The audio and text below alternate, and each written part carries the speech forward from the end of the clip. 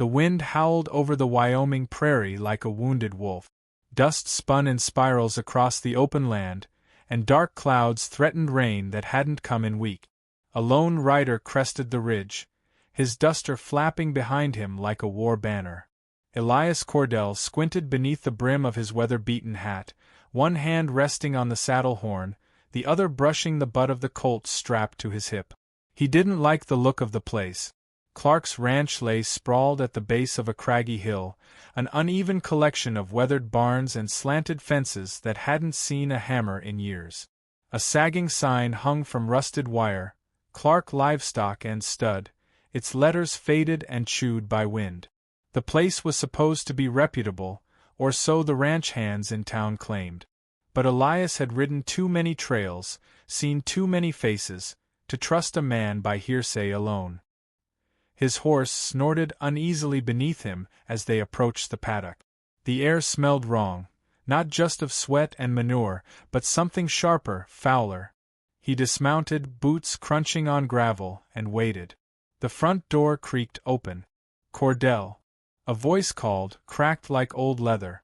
Rafe Clark emerged from the shadows of the porch, his build wiry, eyes constantly moving. His shirt was stained, and his smile didn't quite reach his eyes. "That's me," Elias said, offering a curt nod. "Came about the mustangs. You advertised in Cheyenne." Clark wiped his hands on a rag, nodding too quickly. Course. Got a real fine one just broke last week. Strong shoulders, sharp instincts. You'll like him." Elias didn't move. "I'll decide that for myself." Clark chuckled nervously and motioned toward the barn. "Right this way." They walked past the corral, where a few skinny mares stood listless in the heat. Elias noted the silence. No ranch dogs barking, no stable hands at work, not even the rhythmic clang of a blacksmith's hammer. Just wind and the creak of warped boards. Inside the barn, dim light spilled through cracks in the plank. A line of stalls ran along one side, the air thick with dust and the stench of mildew. Horses stirred, their eyes following the men as they passed. "This one here," Clark said, stopping at the fifth stall. "Call him Dustcatcher. He's spirited, but obedient." Elias stepped closer, laying a hand on the animal's flank. The horse shuddered, not from his touch, but from something else. There was fear in his eyes, and Elias had seen that before, on the battlefield, in the faces of men who knew death was near. Something tugged at him. From the far end of the barn came a sound, a faint, wet cough or a whisper. It was barely audible over the restless shifting of hoof. "What was that?" Elias asked, turning his head. Clark stiffened. "What was what?" "That sound. Probably one of the colts. We got one sick. Vet's coming out next week." Elias held his gaze a moment longer than necessary, then nodded and turned away. But he was already calculating. "Mind if I take a look around?" he asked, strolling slowly toward the back of the barn. Clark stepped forward quickly. "Ain't nothing back there worth seeing. Just storage." Elias ignored him. He moved deliberately, boots tapping on hard-packed dirt, eyes scanning the shadows. He passed an old tack wall, a pile of broken boards, and then paused before the last stall. The door was bolted shut from the outside. No horse had ever needed that kind of lock. He heard it again, a muffled noise, almost a sob. Elias moved fast. He undid the bolt, pushed the door inward. The smell hit him first, blood, rot, and old hay. Then he saw her. A woman. Young. Barely conscious. Her wrists and ankles were bound with frayed rope, her mouth gagged with a dirty cloth. Her hair was matted, face swollen from bruises, and her eyes, wide, hollow, terrified, locked onto his. Elias stepped inside, dropped to one knee. Her chest rose and fell rapidly, but she didn't flinch. She looked more confused than hopeful, like rescue was an idea she'd long abandoned. Behind him, Clark's voice grew louder. "Hey! You can't!" Elias drew his gun and stood. Clark stopped short in the doorway, eyes flaring at the sight of Elias with the woman. "What the hell is this?" Elias said, voice low, cold. Clark raised his hands slowly. Look, I can explain. Start talking. She ain't what you think, Clark said quickly. She's trouble. Wild girl.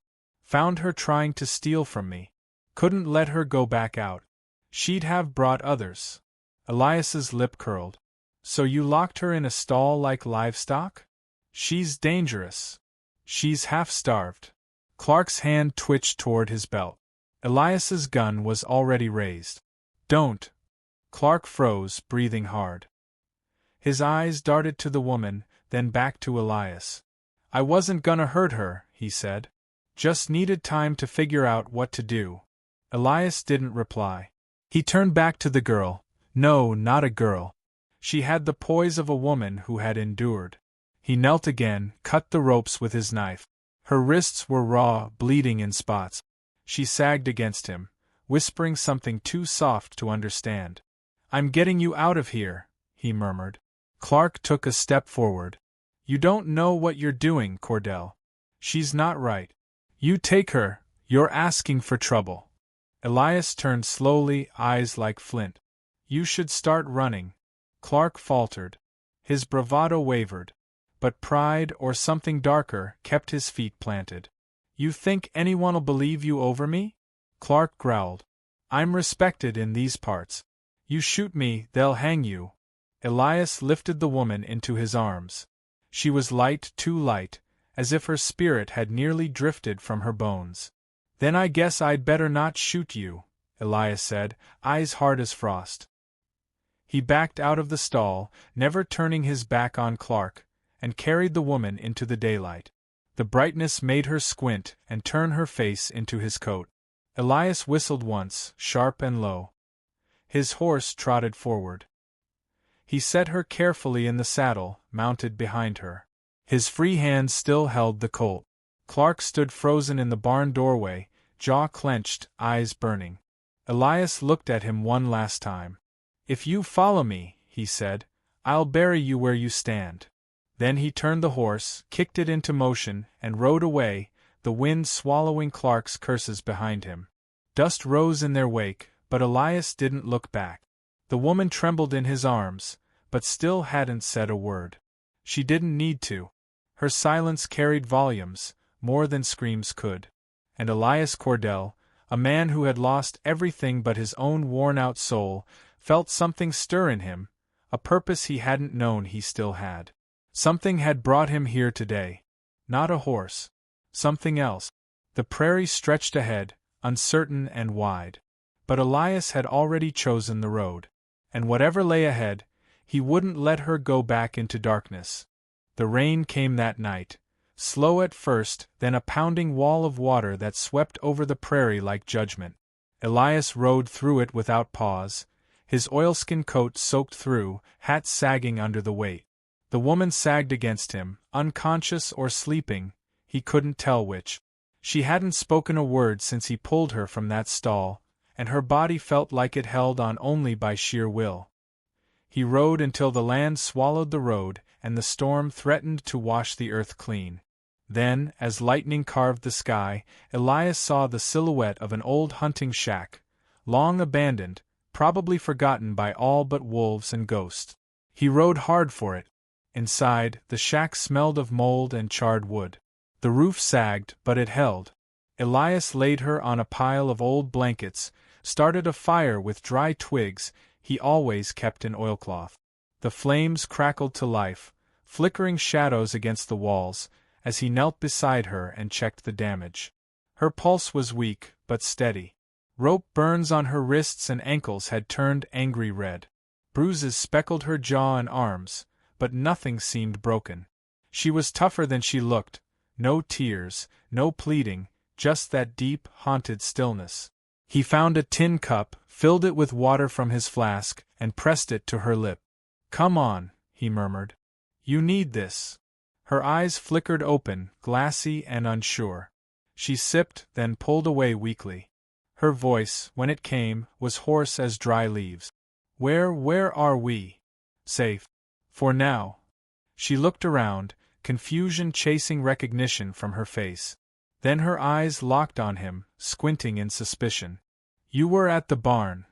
I'm the one who pulled you out. Her gaze fell. Her fingers twitched. She didn't thank him, just turned her face away, as though unsure whether rescue was mercy or more punishment. Elias leaned back on his haunches, watching her carefully. What's your name? No answer. I'm Elias Cordell. Used to ride with the Union Army. Ranch now, mostly cattle. I came out that way looking for a mustang. Found you instead. Still no response. I ain't looking to hurt you. Her shoulders tensed, but finally she spoke. Marla. The name hung in the air like smoke. Barely there, but enough. How long'd he keep you in that stall, Marla? She licked her cracked lips. Days. Maybe more. Lost track. Elias stood slowly, feeding more wood into the fire. You got folks? Family? She shook her head. Gone. All gone. Came west with my brother. Stagecoach ambushed near Medicine Bow. They killed the driver. Took me. Thought maybe I'd be sold off. Elias stiffened. Clark. No. Him and 2 others found me in the hills. One was gonna turn me in for bounty. Said I was an outlaw. Others said they'd get more money elsewhere. Clark kept me for himself. Her voice caught there, splintered by memory. Elias said nothing for a moment. Just listened to the wind scratching the boards. You're not an outlaw, are you? No. You kill anyone? I should've. That earned a flicker of something from Elias, a grim smile, maybe approval. You got grit. I had to. They sat in silence for a while, the fire crackling between them like a wary truce. Outside, the rain softened to a steady rhythm, drumming on the roof. Marla's eyes closed again, not from peace, but from exhaustion. Elias didn't sleep. He kept the fire alive, checked the window every few minutes. Clark wasn't the sort to let something go. Men like that didn't see people like Marla as human, they saw them as property. Losing her would gnaw at his pride. By morning, Elias had decided.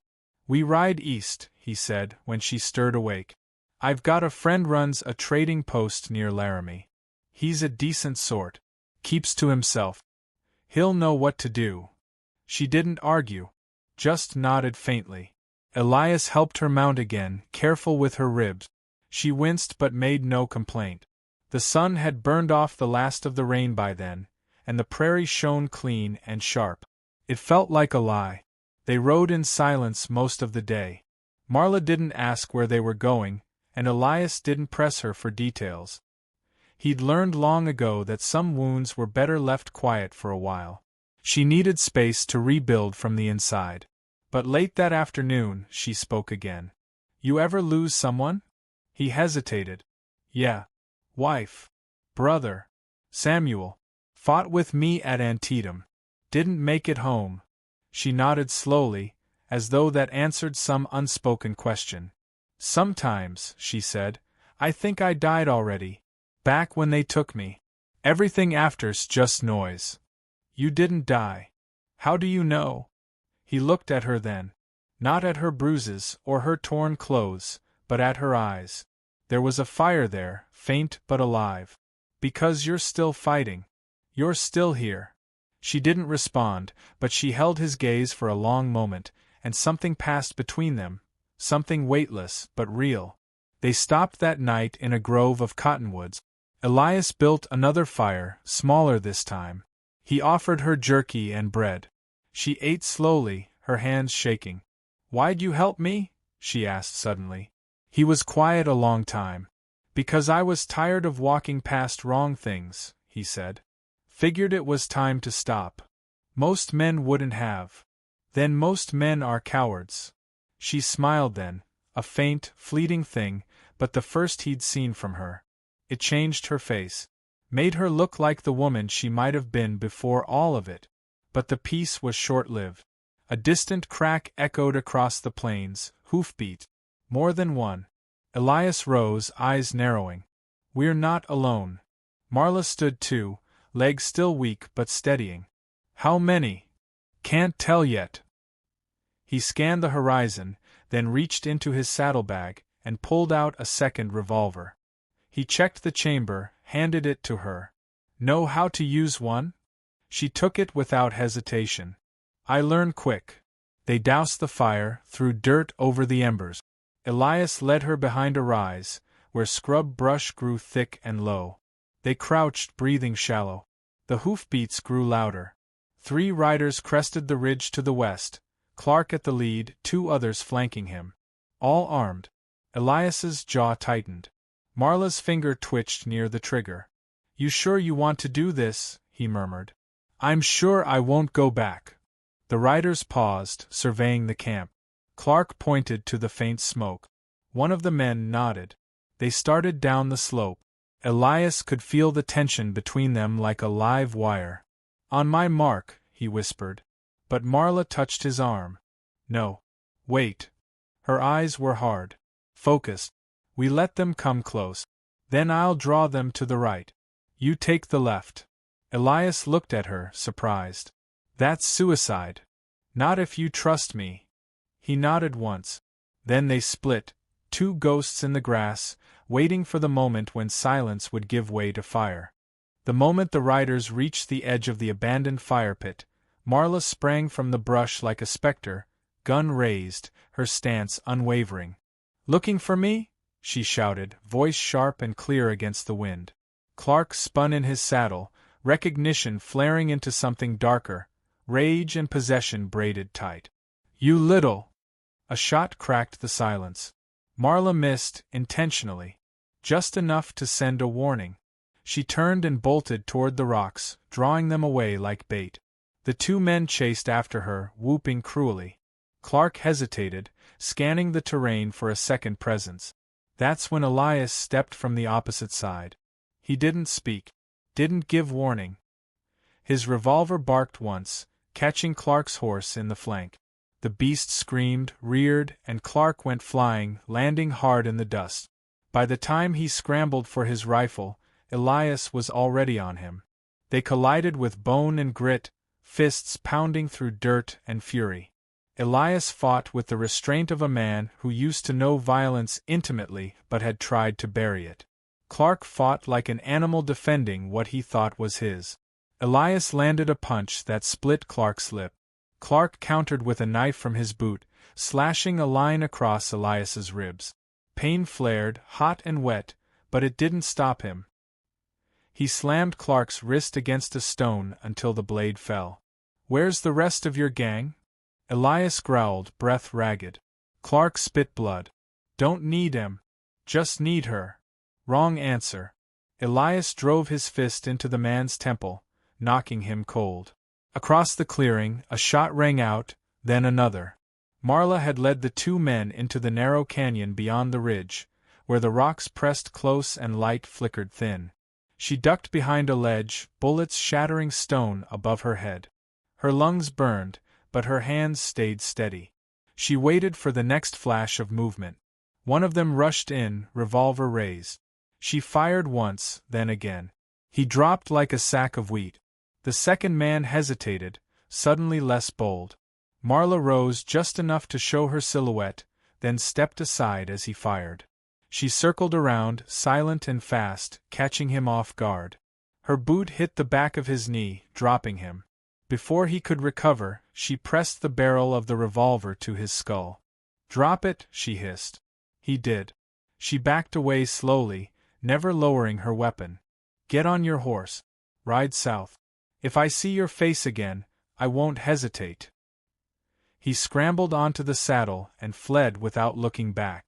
When she returned to the clearing, Elias was crouched by the unconscious Clark, binding his wrists with a saddle strap. His side was bleeding, but he nodded when he saw her. You all right? She nodded. They won't be back. He glanced at her revolver, still smoking. You didn't hesitate. Her expression was unreadable. I couldn't afford to. They didn't speak as they dragged Clark's limp form onto a spare horse. Blood and bruises marked the night's cost, but they were alive. Together. The next 2 days were quiet. They rode eastward, speaking only when necessary, letting silence mend what words could not. Elias's wound scabbed over, stiff and sore. Marla rode upright now, strength returning to her frame. She kept Clark's revolver tucked in her waistband and checked the horizon often.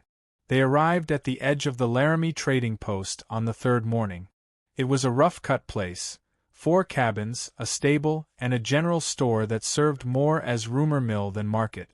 Elias dismounted with effort, wincing at the tug in his ribs. A bearded man stepped from the porch, shotgun slung casually over one shoulder. His eyes flicked to Clark, slumped and roped on the horse. "Trouble?" "Just a rat that needed caging," Elias said. The man grunted. "You always find strays." Elias turned to Marla. "This is Tom Avery. Old friend. We served together. He's got connections. Can help you disappear, if that's what you want." Marla didn't answer right away. She was staring at the horizon beyond the buildings. "Disappear," she repeated softly. Tom raised an eyebrow. "Ma'am, if you're running from something, I can help. Got folks in Cheyenne. Some head south to New Mexico. Others east. No questions." She looked at Elias, eyes unreadable. "Is that what you think I should do?" she asked. He didn't answer for a long moment. "I think you do what gives you peace. But running's only half a life. You've got the fight in you, Marla. You can start over. Not just hide." That struck something deep in her. She looked away, blinking hard. Tom gestured toward the store. "There's warm food and a bed. You're welcome to stay until you decide." She nodded, almost imperceptibly, then stepped past Elias toward the porch. Before she went inside, she turned back. "You leaving now?" Elias shifted. "Got a ranch to tend. Cattle won't wait." Her lips pressed together. "You saved me," she said quietly. He looked her in the eyes. "No. You saved yourself. I just made sure you had the chance." She didn't respond, but the look she gave him was heavier than any words. He mounted his horse, adjusted his coat, and gave Tom a nod. Then he turned and rode. The prairie opened before him again, wild, vast, and silent.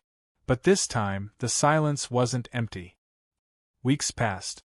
Spring softened the land, melted the frost from fence posts, and turned the dust to green. Elias kept to his work, tending cattle, patching roofs, nursing his side back to strength. But Marla lingered in his thoughts like a campfire's warmth long after the flame. Then, one morning, as he rounded the south pasture, he saw a figure on horseback by the fence line. Marla. She looked different. Not healed, not entirely, but certain. Stronger. He rode over slowly. "Didn't expect to see you out here," he said. She smiled faintly. "Tom offered me a new name, a train ticket, even a job in town. But that all felt like running. And I don't want to run anymore." He studied her. "What do you want?" Her gaze didn't waver. "To build something. Not from fear. From choice." The wind caught her hair, brushing it across her cheek. "I can work," she added. "I've driven cattle before. I know how to ride. I can cook, sort of." Elias smiled, the first true one in weeks. "There's always room here for someone who pulls their weight." She reached into her saddlebag and pulled out Clark's revolver. Handed it to him. "I won't be needing this anymore." He took it, understanding the gesture more than any speech. "Welcome home," he said. She nodded once, and together they rode toward the ranch house, 2 figures against the wide sky, carrying with them scars, strength, and something quietly hopeful.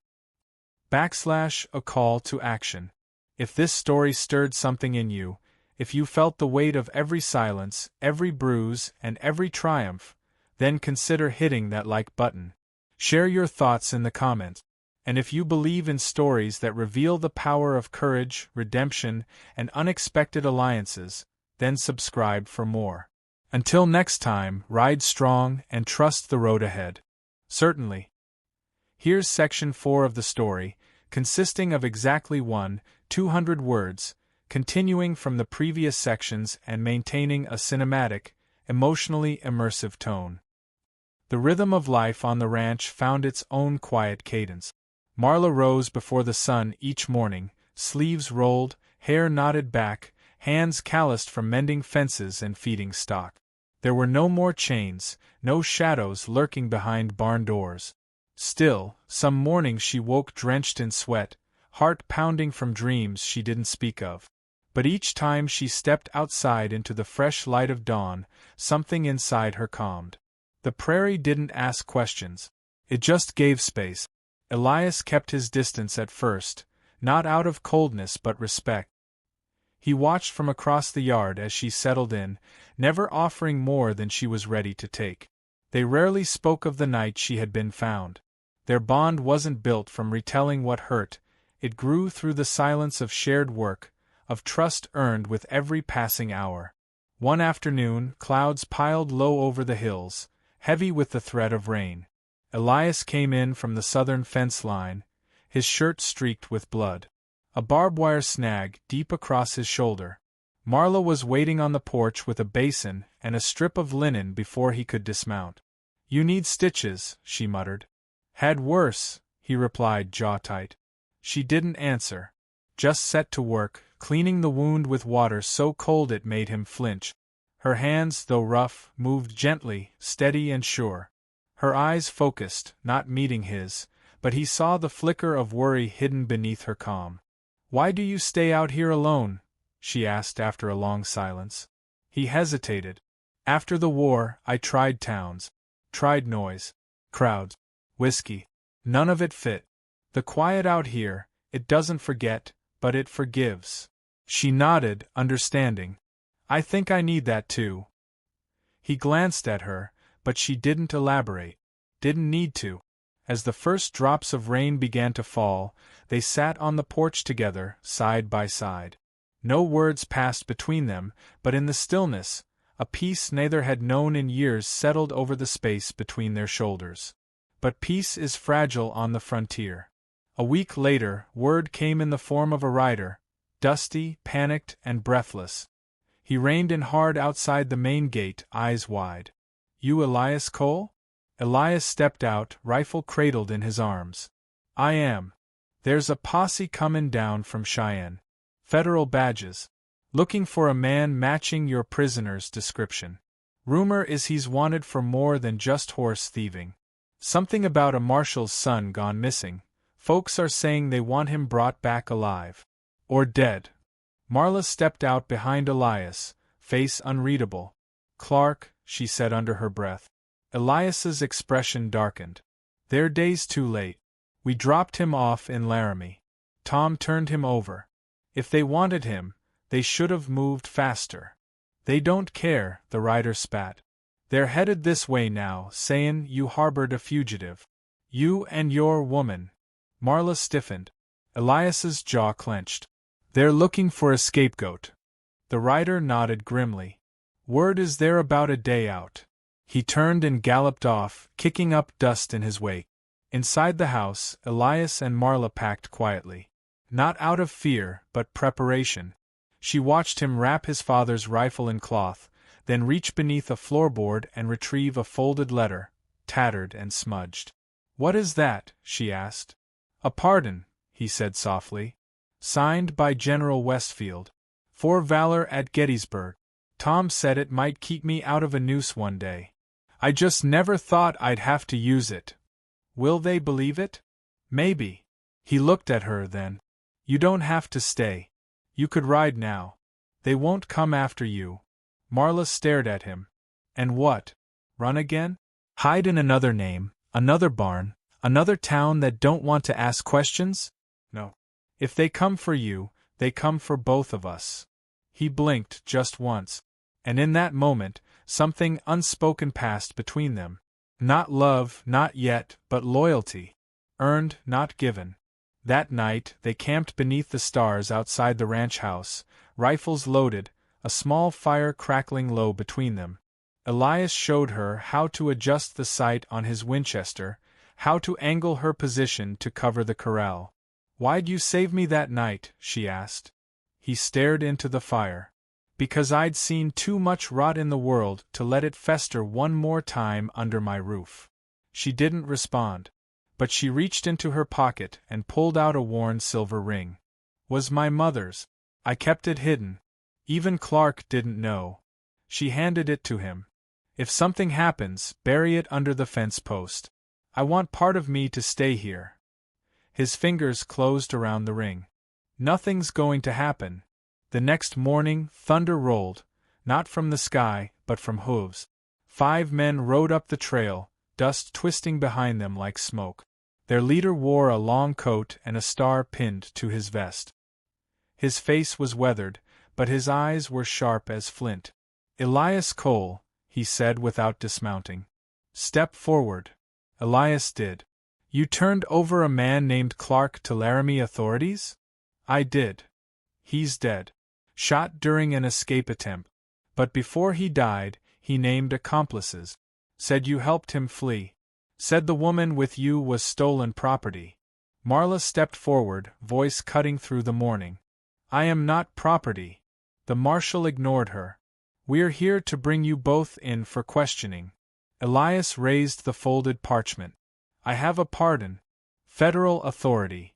The marshal snatched it, scanned it quickly, then scoffed. "That was 5 years ago. Doesn't cover harboring criminals now." One of his men moved to dismount, but Marla raised her rifle. "I won't be taken again," she said, calm and clear. The standoff burned hot and fast. 10 seconds stretched like hours. Then Elias spoke. "You can drag us in. Put us in chains. But you'll have to explain why a woman who was kidnapped and tortured is in your custody, while the man who did it lies buried without a trial. You want that on your conscience." The marshal stared long and hard. Then he glanced at the others. They looked less certain now, the wind gone from their bravado. Finally, the marshal handed the pardon back. "This isn't over," he muttered. "No," Elias agreed. "It's just begun." They rode off in silence, dust trailing behind. Marla let out a breath she hadn't realized she was holding. Elias turned to her. "You all right?" She smiled, exhausted but defiant. "Better than I've ever been." Later, they sat together on the porch again, the sky wide and open above them. "You think they'll come back?" she asked. He nodded. "Eventually. Trouble always circles back. But we'll be ready." He looked at her, really looked. "Yes," he said. "We will."